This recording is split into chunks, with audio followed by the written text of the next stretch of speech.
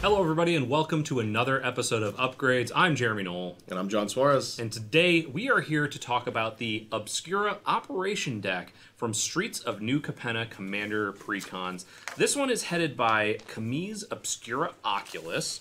And I like this deck. This is a pretty interesting deck. It is. I know we actually didn't play this one when we did Commander Versus. So this is the deck that I haven't actually really got to see until we decided to do this episode. Yeah, this is the one deck we didn't play, but it's a very neat one because it is a white, blue, black, also known as Esper colloquially. And it is kind of an attacking deck. It's a combat deck, really. Yeah, I was surprised. Which is really cool. It's not like usually you think Esper, and a lot of the times you're thinking like artifacts. Yeah, tricky. Tricks and stuff like that. This one really wants to just get into the red zone. It's really cool. So, Kamiz Obscura Oculus is a 2/4 for 1 white, blue, black, and it's a Cephalid Rogue, which I do like that. I like Cephalid. I do like Cephalid. I don't know how you get Cephalid out of that art though. I'll be honest, I didn't know it was a Cephalid until you said it. I didn't know either but until I I'm looked in. at it. Yeah. I'm in for it. And it says, whenever you attack, target attacking creature can't be blocked this turn. It connives, then choose another attacking creature with lesser power. That creature gains double strike until end of turn. And connives is the ability that the creature gets, and it's whenever it connives, it's draw a card, discard a card. If you discarded a non-land card, put a +1/+1 counter on that creature. So there's a lot of really cool new cards in this deck. I think there's some ways to get in there and get some extra damage in. There's like the Misfortune Teller. I think is a really neat one. It's a 3/1 Death Toucher. Whenever it enters the battlefield or deals combat damage to a player, exile target card from a graveyard. If it was a creature card, make a 2/2 black rogue creature token. If it was a land, create a treasure. Otherwise, you gain 3 life. Yeah. It's a nice one to be You're able going to to get something no matter what. And it's a Warlock, which we need more of. Oh, yeah. Warlocks are definitely needed. This one also has from actual Streets of New Capenna, it has the N offer you can't refuse. The single target counterspell. Or single mana counterspell. That one is super sweet. So there's a lot of really cool cards in this one. The backup commander for this deck is Tivit, Seller of Secrets. And that's a 6/6 for 3 white, blue, black Sphinx Rogue. Flying Ward 3, Council's Dilemma. When it enters the battlefield or deals combat damage to a player, starting with you, each player votes for evidence or bribery. Evidence votes gets investigate, and bribery vote gets a treasure token, and you can vote twice. So it's a rogue deck. It is. Rogue Tribal. I do really like that card, like flavor-wise. They're really good at their jobs. They don't get a lot of credit for it. They should get more. Yeah. But Wizards is fantastic. Like that card is a very well designed card. Yeah. Evidence, get clues, bribery, get money. Like I love it. That's excellent. Yeah.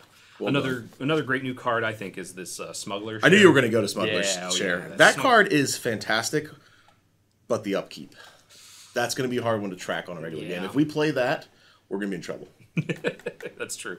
Beginning of each end step, draw a card for each opponent who drew 2 or more cards this turn, then create a treasure token for each opponent who had 2 or more lands enter the battlefield under their control this turn. That's like if you think Rhystic Study's bad enough, we're like, wait, hold on, did you pay? Wait. Now we're going to be like, all right, end step, all right. How many? That. You? Yeah. All right. Okay. I'm going to draw. Yeah, it is an enchantment. It is white. It helps white, It does. Get a little bit more out of it, so. Yeah. I did see a tweet earlier today. I don't remember who it was from, but it might have been Seth. Was talking about white might be the most powerful color in Commander now.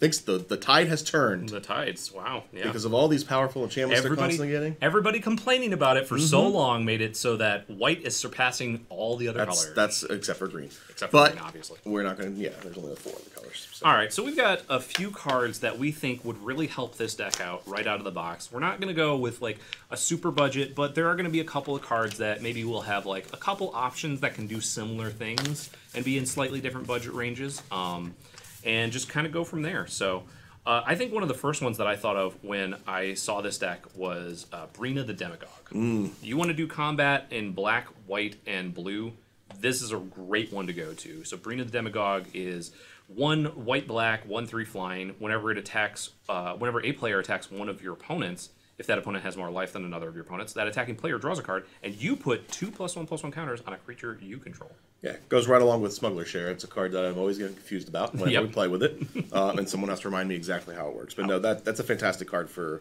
the beatdown. Yeah, it's going to get in there. It's going to get those +1/+1 counters on it. It's going to possibly let you draw some cards, get a little political with your opponents, trying to attack other players to draw cards and things like that. And it really works out with your main commander because if you want to get those extra +1/+1 counters on it, it's going to have a ton. You make that one unblockable, and then something else that has lesser power, most likely going to have lesser power, it's going to get double strike off of it. So works out really well. Yep.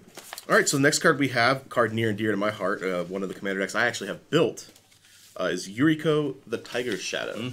Now, I know you were the one who had selected this because, obviously, you're attacking. Yes. Some creatures will not get blocked, which allows you to ninjutsu in Yuriko. And you have some pretty expensive cards in the deck already. Yeah. But it also just allows you to rebuy some of the cards that have come into play of triggers, right? Like being able to rebuy some of your flying guys like Aerial Extortionist and things like that. Anything that kind of, when it comes into play, triggers. This kind of gives you that additional bonus. Yeah, exactly. And there's already a couple of ninjutsu cards in here, so there's definitely ways you can do more ninjutsu in the deck. But you don't always need to. It's just kind of a, this is kind of a neat avenue to take the deck if you want.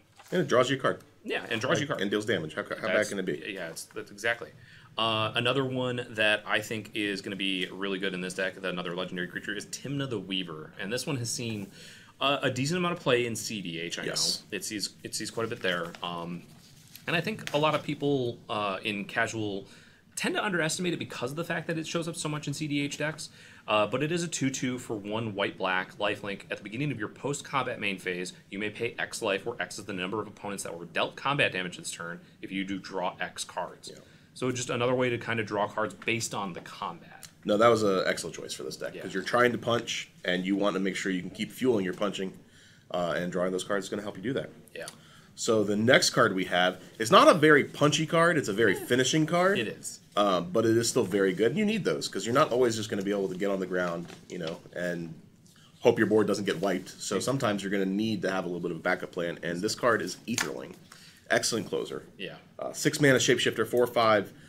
It's the new age morphling, fixed morphling, if you will. So you can pay a blue to exile it and return it to the battlefield under its owner's control at the beginning of the next end step. You can make it unblockable, which is awesome, so you're always going to punch. And then for a colorless, you can make it +1, -1, or -1, +1, so it could go on defense. It can go on. It can play all the roles. Yeah, it's got a lot of different little things with the deck and with the commander too, because you can make it the one that has higher power, so that something lesser power gets the double strike, or you can make it have lesser power. If you have the mana, double power, and then can pump it again. Yeah, you just pump it all the way down, pump it, and then pump it back up. Pack it back up. Yep. Yeah, so there's quite a few ways to do this. Making it unblockable is definitely a big one in the deck, and I think it answers a lot of little things, and like you said, it's a good finisher in the deck if you can keep it. So. All right, well, the next one's yours, Jeremy, so I'm just going to sit back and enjoy. Speaking of unblockable, Cephalid Ink Shrouder. So the reason I brought up this one is because, A, it's just an older card that I think a lot of people are probably going to overlook. It's cheap, cost-wise, as far as actual, monetary value. It's a 2 and a blue, 2/1 Cephalid. That's important. That is important. Discard a card from your hand. Cephalid Ink Shrouder can't be the target of spells or abilities, so it's got Shroud, and is unblockable this turn. So it gets Shroud, becomes unblockable, which is a big thing. But the other reason why I wanted to bring this one up is because it's an easy way to discard cards from your hand. So if you want to do something like go with a Madness route because you're already going to be looting a little bit, and there are cards that maybe you want to Madness into. Okay. It's a good way to do that. Just as another way to go about the deck. I got you. So, and if there's cards that you want in your graveyard that you want to bring back later. The deck does have Sun Titan in it. Exactly. So maybe you just want to get some value. So there's some ways to do that. Again, it might not be the best card, but I think it's a fun little pet card that can have a lot of diversity in what it does in the deck. So. All right, next card, because we have a sub-theme here, apparently, and that is Partner. So the next card we have is Ukima, Stalking Shadow. This is a 3-mana Whale Wolf. Excellent creature type. But this one's partner with a partner that we can't create. Yes, correct. We can't get this partner. But Ukima can't be blocked, and when it leaves the battlefield, it deals X damage to target player, you gain X life, where X is its power. Another creature that can't be blocked. Evasion is important for this deck because with your commander, Kamiz, you're going to be giving things double strike. You're going to be wanting to make sure things just can't be blocked. Yeah. So you can get the damage in, and I think that's a good way of doing it. Plus, when they kill it, they take a bunch of damage. Yeah, and if you can get any sort of connive with Ukima to get at the extra +1/+1 counters, it's gonna do a lot more damage. Because there's the new card Lethal Scheme, which is in here too, which is 2 black instant. It's got Convoke, and then destroy target creature or planeswalker. Each creature that convoked Lethal Scheme connives. Yeah. So you can just convoke with Ukima pretty easily and get that Yeah. extra +1/+1. To be honest, like without even the small things like little Cephalid Ink Shrouders and stuff, like if you're conniving, they're gonna get bigger, Yeah. and they're gonna get double strike. Yeah. So Or Brina can put it on there, and this one's going to just be another good one to be like, suddenly take out a bunch of life on one yeah, person. for sure.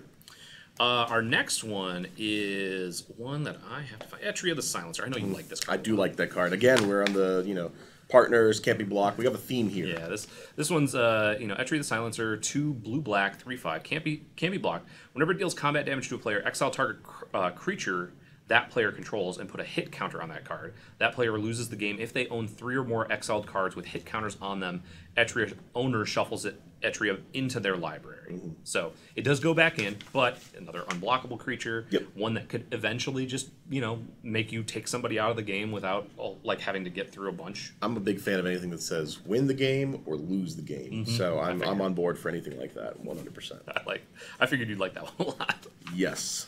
All right. Next card we have is Herald of Secret Streams. A 4-mana, 3 colors, and a blue Merfolk Warrior. Each creatures you control with +1/+1 counters on them can't be blocked, and it's a 2/3. So when you get to connive, this card makes all your creatures unblockable. That's pretty good. Yeah. Because you're going to get the +1/+1 counter. Let's be realistic. Yeah. You're going to discard the non-land. Just make sure you get it. And now all of a sudden your whole team is unblockable. So being able to play that, connive with your team. Yeah, I think it's good. Like as soon as you let Kamiz connive with one creature, then that creature just becomes unblockable, and you don't have to target that for the connive. Yep. Now you can use that one to be unblockable, and you can choose a different card to connive with, and then make a lesser power and all that. So just a really nice way to be able to spread around the connive love a little bit. So the next one we have is one that's actually in one of the other decks in this set, and one I think is pretty underrated because it's really cheap. Like It's a really good card. Yeah, it doesn't cost a lot of money. It's Duelist's Heritage. It's 2 and a white enchantment. Whenever one or more creatures attack, you may have target attacking creature gain double strike until end of turn. And this isn't one of your creatures, so it's a good political tool. It is. I also think people forget that it literally says 1 or more. Every time I see this card, I think it's you have to tap with one creature, and it's like the exalted type kind of thing, and mechanic, it's not. yeah. It's just whenever you attack. Yeah, it's whenever you attack with 1 or more, you just Or whatever, choose one or more one or more attacks, not creatures. just you. Creatures attack. You may have target attacking creature gain double strike until end of turn, which is just great. Kind of goes with the theme of the commander too. So. Yep. All right, so the next card we have is Keeper of Keys. This is a Conspiracy 2 card? I think it's 2. Conspiracy 2. 5 mana, human rogue mutant 4/4. When it enters the battlefield, you become the Monarch. Love the Monarch. Best mechanic in the game, outside of cycling. And at the beginning of your upkeep, if you're the Monarch, creatures you control can't be blocked this turn. Again, we just don't want our creatures blocked. Yeah. Ever. And this one is, so the nice thing about these decks is there are actually a couple of different cards in here that are Monarch cards. Great. This one has, I know it has at least Archon of Coronation, which can give you Monarch, and it also has Custodial Lich, I believe, is the other. Yep, Custodial Lich, which will also give you the Monarch. So it is a nice mechanic, and it's a good way to keep the game going and getting other people to start battling. And it's nice that they kept it in the precon here, so it's super sweet. The last two are kind of interchangeable, and they are ones that will help you draw more cards and fuel your stuff, and that is either Reconnaissance Mission or Bident of Thassa. Those ones are both, whenever a creature deals combat damage, you get to draw a card. But one of them has the best mechanic ever in that. And force everybody to attack? Nope. Cycling. Oh, cycling. Yeah. Yes. Sorry. You forgot. I'm a big Just cycling person. Just said cycling. Yeah. Yeah, forcing everybody else to attack so that you can get through. It's relevant. It's still a good relevant, ability. but the cycling, I figured you'd like that one. Yeah. But, plus, it's an artifact, and artifacts die easier than enchantments. Yeah, So one is just an enchantment. The other one's an enchantment artifact and legendary. So, but yeah, so that's the few that we would put in. There are a couple other ones that I think we want to go over. There's just like ways to draw cards. And be able to get in, with these unblockable creatures pretty easily. Well, we talked about Ninjutsu. Ninja the Deep Hours is a good one. It's classic, that can get in there and draw you an extra card whenever your creature's unblocked. Sea Dasher Octopus, I think, is a really good one. Has Flash. I like how we're getting back to playing Commander in person, so you selected two really solid cards that are not fun for webcam. Correct. But are really fun when you're in person, and that's Night Veil Spectre and Thada Adel Inquisitor. Yeah. There's a few cards that are getting into these decks that are starting to, get back to that of, like, okay, well, we're getting back into paper, so we're going to start creeping into, I'm going to take things from your deck or your hand, and you have to show me rather than the whole table and things like that. So, Yep. so if you're not playing webcam, another good way to go about things. So. I like both of those options. There is one new card in here that I know several people are kind of like meh about, and that is Mask of the Schemer. And that's an equipment that's 2 and a blue. Whenever equipped creature deals combat damage to a player, it connives X, where X is the amount of damage it dealt to that player. And so you draw X, discard X, put a +1/+1 counter on it for each non-land card discarded this way. And it's got equip 2. And that one seems pretty good. I think it depends on, how hard you want to hit, because you don't want to, like, draw yourself out with a huge Breener or anything like that. But another option is, like, Mask of Memory, which is a pretty simple one. Yep. Just 2 mana, equips for 1. Whenever it deals combat damage, draw 2, discard 1. It doesn't give you the connive. No, but it gives you the fuel. Yeah, That's what you really yeah, want. so. The connive will come. Your commander gives you that whenever you get there. Yeah. You just need to make sure you can fuel things. So Yeah. Another one I like for unblockable is, and that can also draw your cards, is Key to the City. big fan of Key to the City. Yeah, we've used that one on Commander Versus Yeah, quite a bit before. that's my Volrath deck.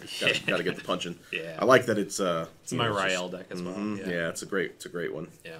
So discard a card. Up to 1 target creature can't be blocked this turn, and whenever it becomes untapped, you can pay 2 if you do draw a card. Yeah. So if you're in a deck that needs to be able to draw those extra cards, you can always pay 2 to draw it. So that's a good one. There's also a couple others in here that because we're putting so many +1/+1 counters on things, having a little bit of proliferate might be good too. So Grateful Apparition and Thrumming Bird are both good options that are cheap. They're 2-drop flyers that can get in there and you just proliferate. So yep, I like them. They're good. Yeah. I do want to take a second to admire this new card from this precon, and that is Life Insurance. Oh yeah, the art on this card is fantastic. Yeah, and I am I'm in for this card. 5 mana, 3 white/black, extort. It's an enchantment. It has extort, and whenever non-creature token dies, you lose the life creature treasure token. They're just awesome. Yeah. They're just so good at like the top-down design of things. Like it's so flavorful. It came about really well in this set, I think. Yeah, having that background to be able to kind of do the flavor text. All the money in the world won't buy back a pulse. God, it's so good. So good. They're just so good at it. Yeah, there's a lot of good ones in here. As far as cards that like we would take out, there's really like a few. I think like Ink Fathom Witch was one that I was kind of like on. Yeah, there's definitely some. There's always filler. Yeah, these decks always have filler. They're pre-constructed decks. They're meant to be built or played right out of the box. So there's going to be plenty of those kind of filler-ish cards. Like you said, Ink Fathom Witch is one of them. I could probably go through this list and start pulling out a ton. But I'll tell you, one card I wouldn't take out is Treasure Cruise. Yeah, Treasure Cruise is real good. The support in this deck is very good. Treasure Cruise, Utter End, Swiftfoot Boots, Swords of Plowshare, Suntite, Strionic Resonator reprint with new art. Yeah. That is a fantastic card. This deck is very much filled. Shadow Mage Infiltrator's in here. Now, it's not the good art one, but it's still Shadow Mage Infiltrator. Yeah, it's not old Johnny Magic, but yeah. There's you can definitely move around what I think you want in this deck. And it's interesting because they've upped the lands just a little bit from the last set. Set, almost everything had 37. Now they're like creeping into 38, 39. And I honestly don't think that's quite wrong with these. I think you can keep the lands that you have in here because there's actually like some okay ones with like, Creeping Tar Pit and Ash Barrens to be able to cycle to get into what you need. There's still Myriad Landscape. All of them have the new basic or common lands that are not quite the panoramas that sacrifice as soon as they come in and go get one of the 3 different basics. So, I'm not here for that one. No, you don't like that one? I'm out for that one. So I'm hoping I'm wrong. I need to play with it a little bit, but I'm out on that. And they also have the reprints of the Thriving Lands, which I know some people dislike, but I think those are good. Yeah, I think they're good. I think they're a good budget way to be able to get a pseudo dual land. I think they're a little bit better than the Pathways, and I know everybody loves the Pathways or loves them or hate them. And I think they're no, I think I agree with that. Yeah, I think I agree with that. I think they're a little bit better than Pathways. And in Commander, I think taking the land coming to play tap is fine. Yeah. So. Anything else you've got to say about Obscura Operation? I think this deck is absolutely... I think of the reprint value for the deck, I think this one beats all the others. Yeah. I think so. I was just kind of taking a look at it. You get Fetid Heath as a reprint. Port Town, Prairie Stream, Sunken Hollow. You get your Creeping Tar Pit. Surprisingly, Demir Signet Demir. You is get all, a few dollars now. yeah, you get all the signets for this deck. You get Orzhov, Azorius, Demir, Arcane, obviously all of that. Drana is a couple of dollars. Yeah, right? this deck probably has the highest. Reprint value. I think it might have the highest reprint value. So pretty good deck. So yeah, this is a good deck. So make sure to check that out on StarCityGames.com. Pre-order it or order it now, depending on when you're watching this. And for John Suarez, I'm Jeremy Noel. We'll see you next time.